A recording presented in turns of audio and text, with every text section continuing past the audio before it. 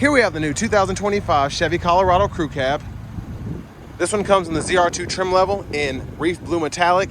And then we have Artemis leather interior. For the powertrain, we get a 2.7 liter TURBOMAX 4-cylinder engine, and that's made into an 8-speed automatic transmission.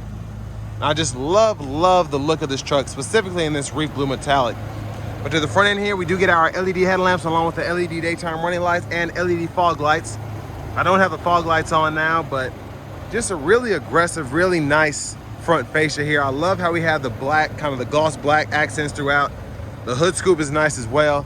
And then we have those red tow hooks, just a super aggressive pickup. Now down here to these wheels, these are gonna be 17-inch cast aluminum, and we get these nice 33-inch tires. Passive keyless entry on the front. And then to the door panel here, we get one touch up and down for the driver's side window, and then express down on the other three doors. Power mirror controls are there. We do get blind spot monitors in those, and then power door lock controls, memory seat function. We also have a Bose sound system, trailer brake controller, hood release, manual tilt telescoping steering wheel, and finally, the driver's seat with two-way power lumbar support. But I want to give a huge thanks to Chevrolet Buick GMC of Murfreesboro for allowing me to review this truck today. I'll leave a link below in the description. If you're looking to find the best price on one of these closer to home, click that second link down below. It takes just a minute to fill out your information, and I'll make sure the local dealers are fighting to get you the best price on this or whatever new vehicle you might be interested in. But rear AC vents are here. You get a USB-C, USB-A charge port. There's a 3-prong household plug-in down below. Seat back pockets both sides. Middle seat folds down. And then your bottle holders are there. And then we do have the ability to put the seat up. And there's a little storage underneath there.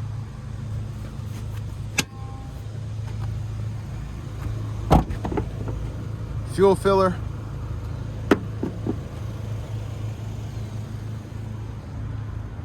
And I know Berg got this, I should have washed it, but there's the back end tow hitch, and there's the spare tire exhaust. There's a spider in here too. There's all sorts of critters over here that have been through here. Spray on bed liner, 120 volt 3-prong plug-in.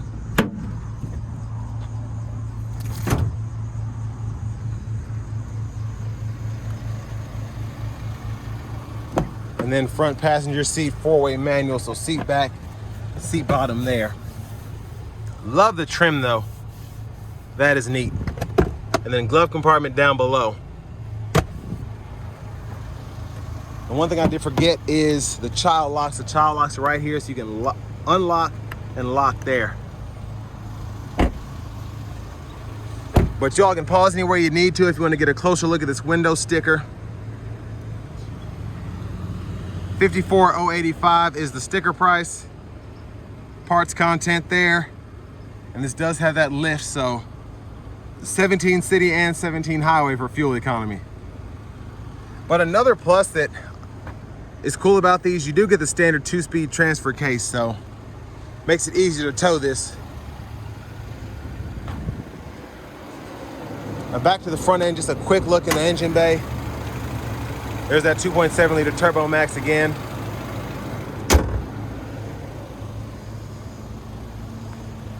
But before we hop in, let's check out the turn signals.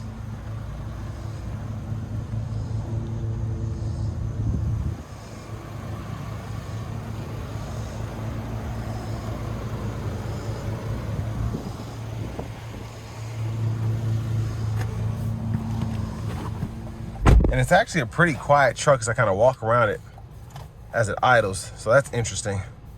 But leather wrap steering wheel here, feels nice, like the padding. There's the horn. Over here to this screen, I believe it's an 11-inch, but we get AM, FM, XM, Bluetooth, and then we have wireless Apple CarPlay and Android Auto compatibility. Google Maps here.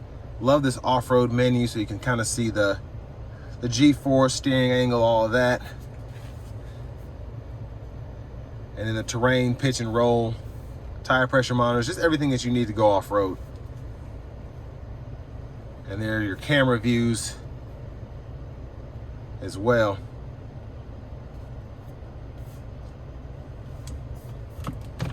Backup cameras there. Again, the guidelines follow you through all of that, so there's a lot that you can fool with. Now your headlamp controls are in the screen, but pretty easy to get to turn the auto lights on or turn the low beams on. But if you want to get to those fog lights, you have to go through here. You have the auto high beams, those fog lights, the rear window lock is there, and then you have your hill descent control as well. And then you can get to the lights to turn those on. So several different ways to turn the lights on at least. You have the air down mode. And then your settings, your vehicle settings include teen driver, rear seat reminder, buckle to drive. And then your system settings, you can fool with the language as well as the units of measurement there. Now for the climate controls, you do get dual zone auto, which is nice. And you can use the screen or the buttons and knobs down below to fool with that. You also have 3-stage heated cooled seats, which is a big plus on a hot day like today. Down here you have your rear differential lock. You can lock both differentials, auto stop, hazards, lane keeping system, your aux, and then you have the windows down button there. You can just lower everything. USB-C, USB-A input, wireless charging pad, and then you have your drive mode you can go through. So you get normal, off-road, Baja, terrain, and tow haul. And then you can actually go through the 4-wheel drive by push button and auto there. Electronic parking brake here, pull up to engage, hit the brake, press down to disengage. Now for the shifter, grab the lever on the back, reverse, neutral, drive, then you have that low mode, and then you can use that limiter and toggle the gears there. You can see what gear you're in the bottom part of the gauge cluster there in the middle. Bottle holders are here. Center console cubby space with a removable tray. There's a 12-volt down there. Now with this one having the sunroof, you can tilt or slide it. So I'm going to show you a one-touch slide here. OnStar buttons are up there. And that goes that far back. And then you get a manual sliding rear window.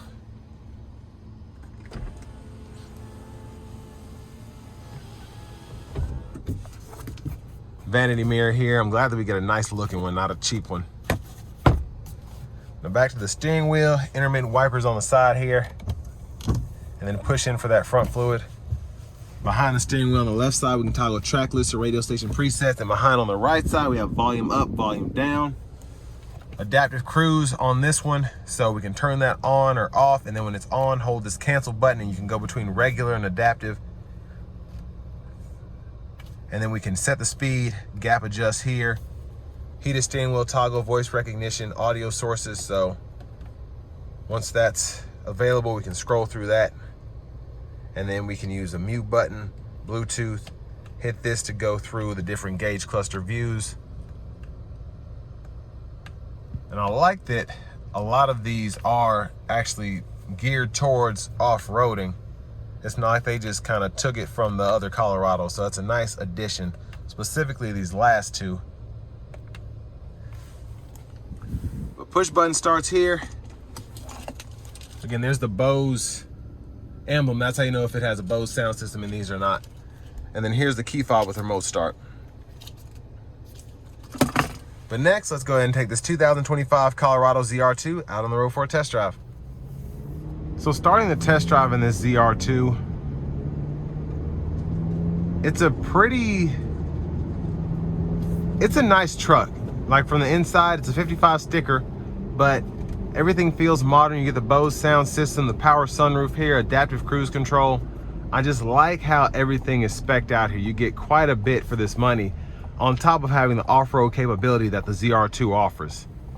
Now the TURBOMAX is pretty stout. It's not a V6, but I mean, I actually like how it feels in the ZR2, specifically for off-roading. I feel like it'll be a bit more engaging. Maybe not as fast, but again, with the engagement there through the TURBOMAX, I feel like it would be more fun. Now I'm not gonna floor this, but I am gonna give it a little pull here in the normal mode.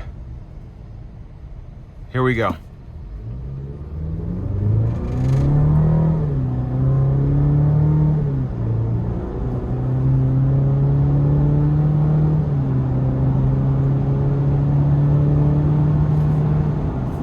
Now will say the sound is fantastic. Sounds really good under throttle. And again, I wasn't pushing it to its limit, but I was giving it some just to show off the sound and then how quickly it gets up to speed, just with above average throttle. I don't like to floor these. You know, this has 6 miles on it, so definitely don't want to thrash it right out the gate.